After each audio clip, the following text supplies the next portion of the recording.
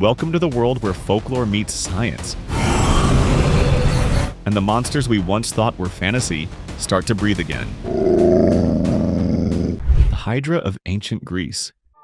In the marshes of Lerna, where mist clung to the reeds and the air stank of sulfur, legends claimed something stirred beneath the water. The hydra, a serpent with 9 heads, each one spitting venom so potent it could melt bronze. According to Greek myth, even Heracles, son of Zeus, nearly perished slaying it. But perhaps the hydra wasn't pure myth. Argos have revealed Bronze Age sanctuaries to a serpent goddess, whose carvings show coiling multi-headed reptiles. Ancient records describe the swamps of Lerna as bottomless, filled with bubbling vents that released toxic fumes, fatal enough to suffocate travelers. Historians now suspect those vapors came from methane and volcanic gas, creating scenes that locals could easily interpret as the monster's breath.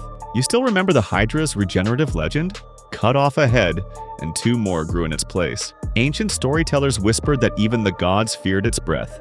Now science has uncovered its eerie counterpart. The hydra vulgaris, a tiny freshwater organism, can regrow endlessly, showing no signs of aging. In 2018, biologists confirmed it may be biologically immortal. So, could an ancient people who worshipped nature's cycles of demise and rebirth have transformed this microscopic wonder into a symbol of divine immortality? While microscopic, they echo the legend in unsettling ways. Perhaps the myth was never about one monster, but about nature itself, forever renewing, forever dangerous.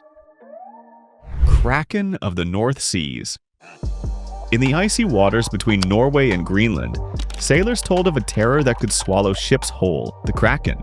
Old sea charts marked its hunting grounds with 3 words: "Here be monsters." They spoke of tentacles as long as masts, eyes gleaming like lanterns in the fog, and whirlpools that dragged entire crews to their ends. Seemed like seafarers' hallucinations, until reports began to converge. In 1752, the Danish bishop Erik Pontoppidan recorded testimonies from sailors who described a creature so vast, its back looked like a rising island. Even the ocean itself seemed to twist when it moved, leaving dangerous whirlpools behind.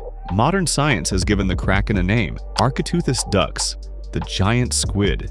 You can't ask for a much better monster than a giant squid. And it's got 8 arms and 2 extremely long lashing tentacles that can grasp onto anything. Real specimens reach lengths of over 40 feet, with eyes the size of dinner plates. They dwell thousands of feet beneath the surface, in darkness few humans have ever entered. Then in 1977, a Japanese fishing vessel, the Zuayo Maru, hauled up a massive, decaying carcass off New Zealand's coast, 33 feet long, with flipper-like limbs and a neck eerily reminiscent of sea serpent drawings. Initially hailed as a modern plesiosaur, later studies identified it as the decomposed remains of a basking shark. Yet the debate never fully gone. Many claimed it proved something ancient still moved beneath the waves. The Kraken endures because it bridges both worlds: myth and science, terror and truth. What began as fear painted on sailors' maps may have been glimpses of real giants lurking just below the edge of light. Werewolves.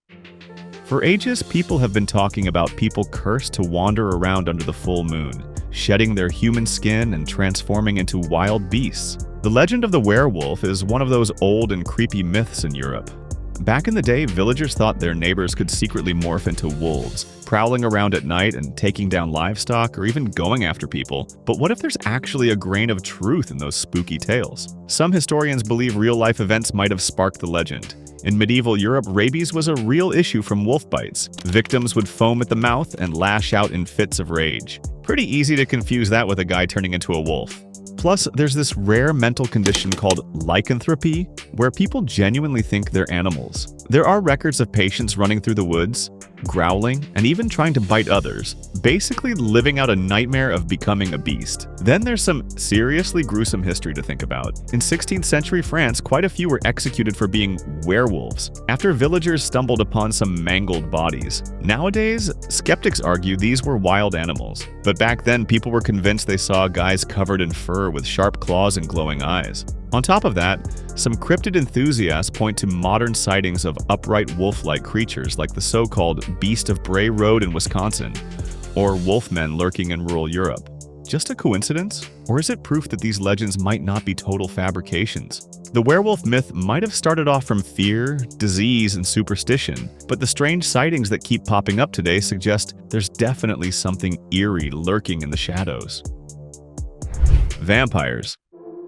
For centuries, people in villages all over Europe have been talking about the undeads. They believed that they were rising at night, feeding on the living, and sneaking back to their graves by morning. He knew how to put together, like a master chef, this vampire, taking existing folklore and putting it together to create this ultimate horrifying creature. They called them vampires, but this wasn't just some spooky tale. Back in the 17th and 18th centuries, freaked out communities actually dug up corpses and hammered stakes into their chests to stop them from coming back. So, what made so many people buy into this? It all comes down to not understanding demise itself. Without modern science, villagers didn't know what happened to a body after it was buried. Hair and nails seemed to keep growing, and sometimes blood would leak from the mouth. To them, this was proof that they were feeding. Fear spread fast, and entire towns lived in terror of these so-called monsters. But the vampire legend isn't just a European thing. In Greece, they had the Vrikolakas. In Africa, there was the Asanbosum. In South Asia, they talked about the Vatala. No matter where you went, the story was similar, a creature that fed on life. That worldwide pattern makes it hard to brush off. Science does shed some light on this. Rare illnesses like porphyria can make skin sensitive to sunlight, leaving people weak, pale, and scarred. Then there's rabies, which can cause aggression, hallucinations, and even a fear of water or light. So, when bats carrying rabies bit humans, it was easy to think of them as blood-drinking creatures of the night. So, were vampires real? Not like they show in movies. But behind the glowing eyes and sharp fangs is something much darker. It's all about how fear, disease, and demise led to one of the creepiest myths humanity has ever told. The Jersey Devil. Deep in the pine barrens of southern New Jersey, locals talk about a creature that's been haunting the woods for almost 300 years. They call it the Jersey Devil. We're in there for a few minutes. A bunch of branches broke off to my right. Saw a shadow coming. It was just this big, giant black thing. It was massive. Circles constantly moved very gracefully for something that size, screaming at us in a really high pitch. Descriptions make it sound pretty terrifying. Think a mix of goat, bat, and kangaroo with a horse-like head, horns, leathery wings, and hooves that clatter in the dark. The whole legend started in 1735 when a woman named Mother Leeds had her 13th child. Instead of a normal baby, everyone watched as it transformed into this monster, sprouting wings, screaming, and then disappearing into the night. From that point on, the Pine Barrens were never the same. Some people even claimed they saw the creature flying above them. Others tried to shoot at it, but it would just fly away without a scratch.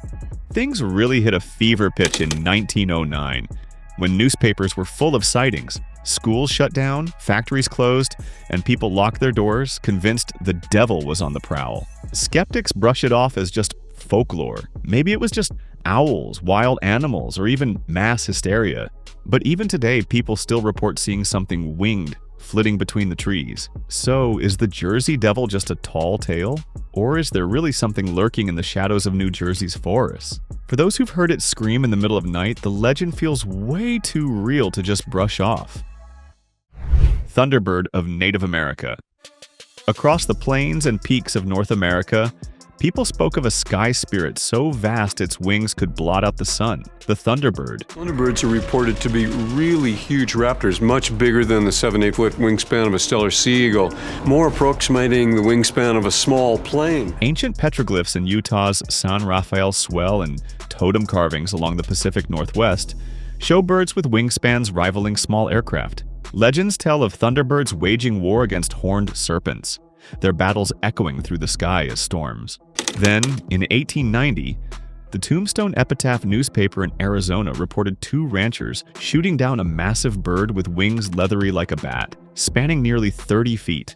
The carcass was allegedly nailed across a barn wall for a photograph. And the sightings didn't stop there. In 1948, Illinois newspapers described 3 men encountering a bird the size of a Piper Cub plane, gliding silently above the countryside. Later that year, in April 1948, a colonel named Walter F. Ziegmund reported a dark-winged creature pacing their aircraft at 4,000 feet. Even today, people are still seeing creatures like this in the sky. In 2018, Residents of Pennsylvania filmed what they claimed was a massive bird flying above the tree line during a storm. Could these encounters point to a surviving species, perhaps a relic of the prehistoric Quetzalcoatlus, the largest pterosaur known to science? Or are they nature's illusions, amplified by thunder, fear, and folklore? Whatever the truth, the Thunderbird reminds us that the sky itself has always been alive, and sometimes it looks back. And maybe that's the real lesson behind these ancient myths. They were never just stories. They were echoes of encounters our ancestors couldn't explain, preserved as legends so we'd never forget. Because sometimes myths don't vanish. They just wait, buried in time, hiding in plain sight, until the world is finally ready to believe again.